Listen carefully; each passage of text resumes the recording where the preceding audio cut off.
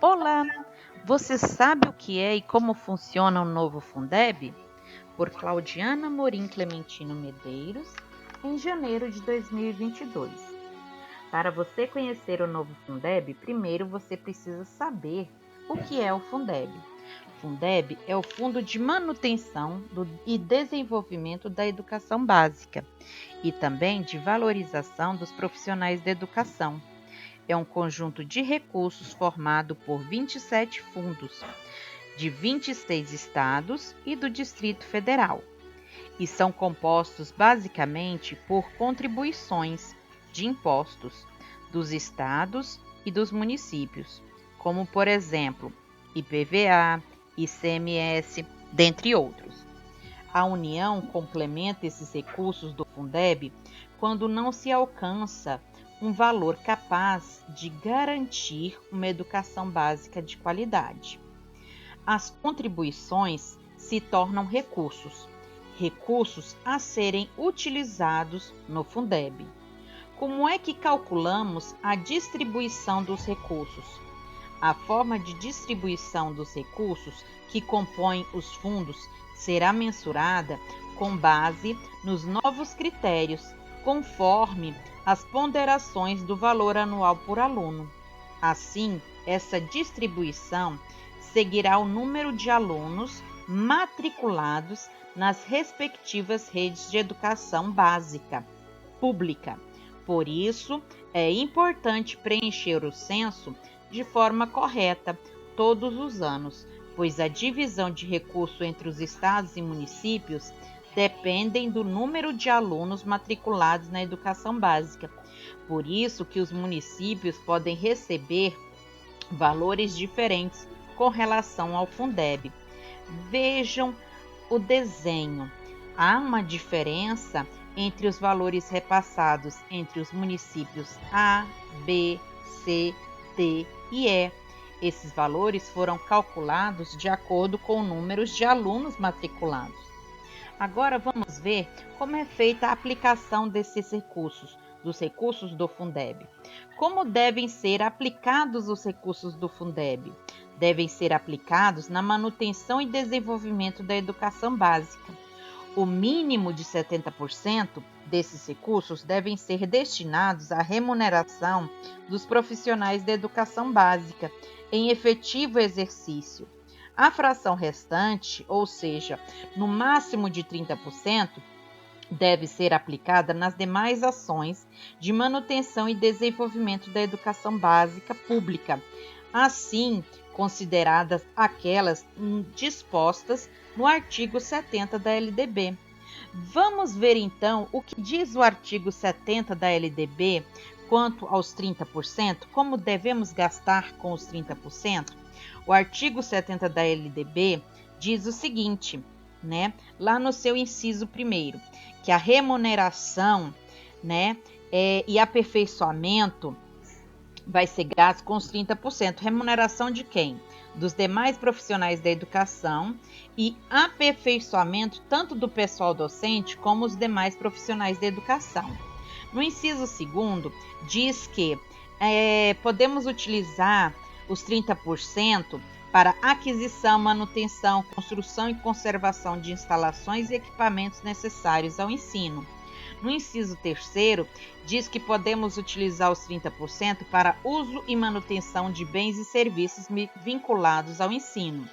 No inciso 4º, diz que podemos utilizar os 30% para levantamentos estatísticos e estudos e pesquisa, visando, verificar o aprimoramento da qualidade do ensino.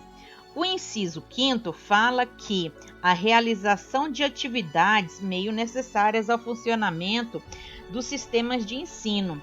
O inciso 6º fala que as concessões de bolsas de estudos aos alunos entre escolas públicas e privadas podem ser pagas com os 30%. Já no inciso 7º fala que pode pagar com os 30% a amortização e custeio de operações de crédito destinada a atender aos dispostos nos incisos, primeiro, segundo, terceiro, quarto, quinto, sexto e oitavo desse artigo 70, tá joia?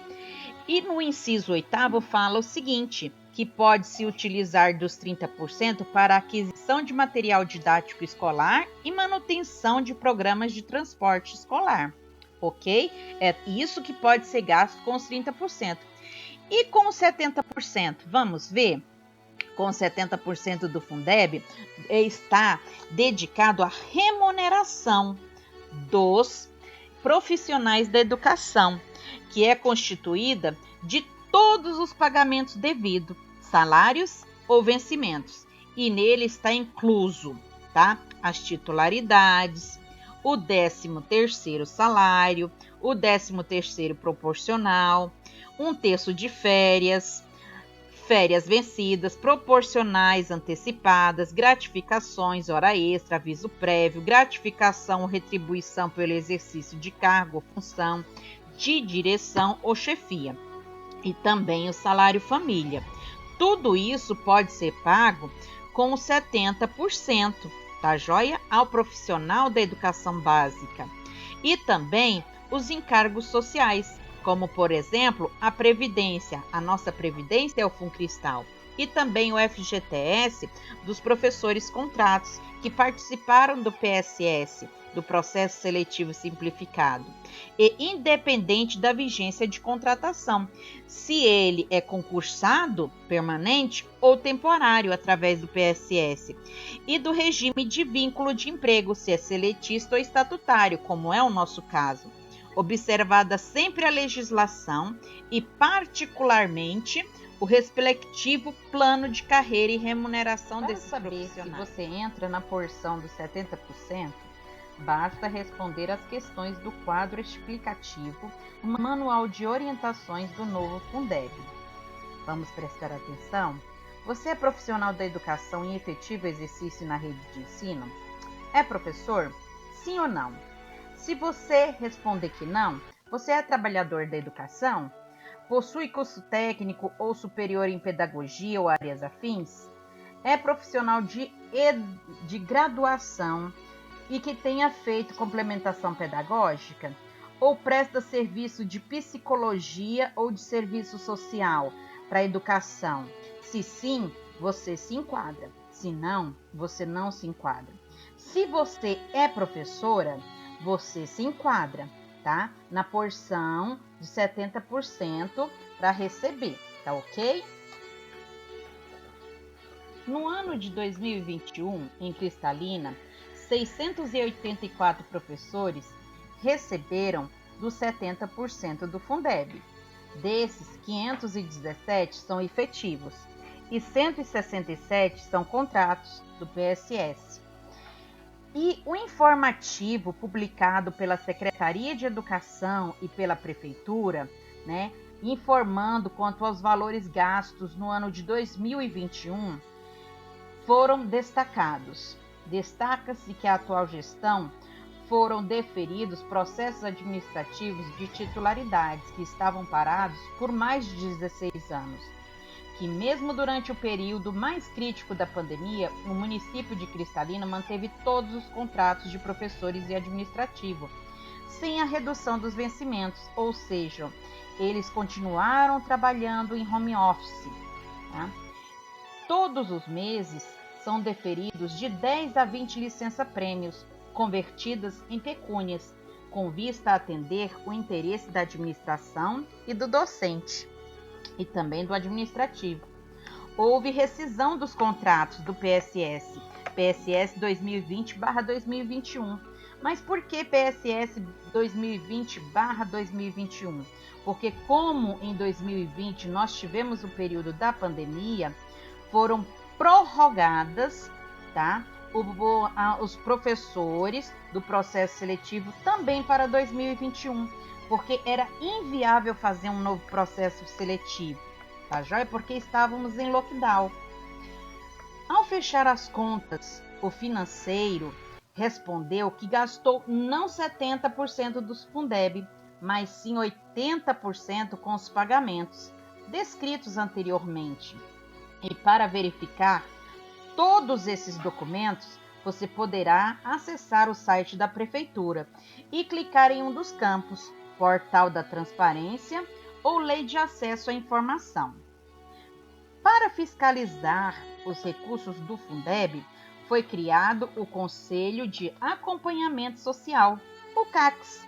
O CACS tem o dever de apresentar ao Poder Legislativo local os registros contábeis e os demonstrativos gerenciais do fundo do Fundeb e dar transparência ao documento em sítios da internet, tal como o Portal da Transparência e a Lei de Acesso à Informação, aquele que você viu um pouquinho logo mais atrás, que estava lá no site da Prefeitura.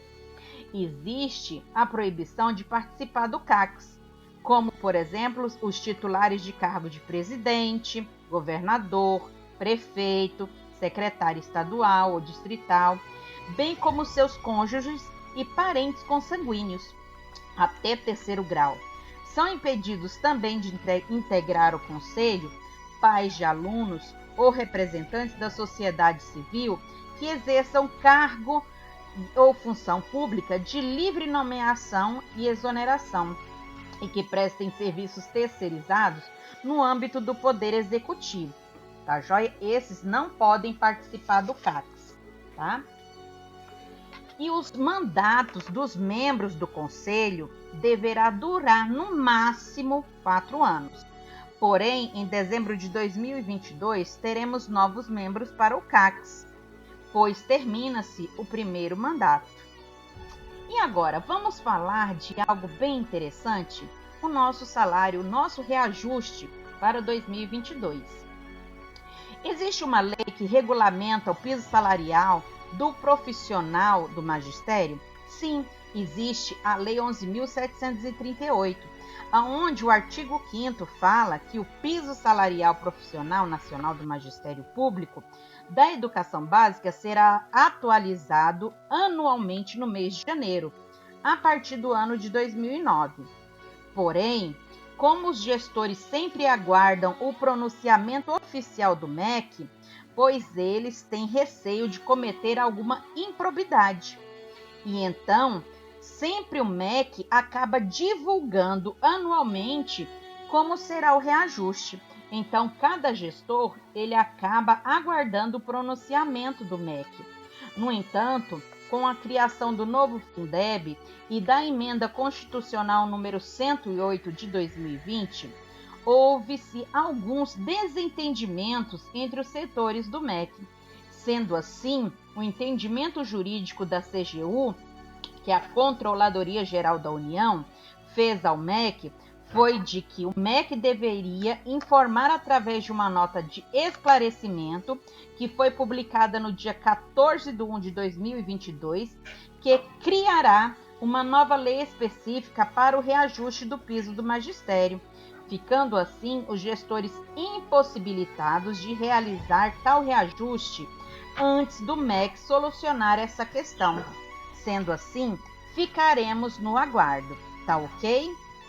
Bem, gratidão, tá?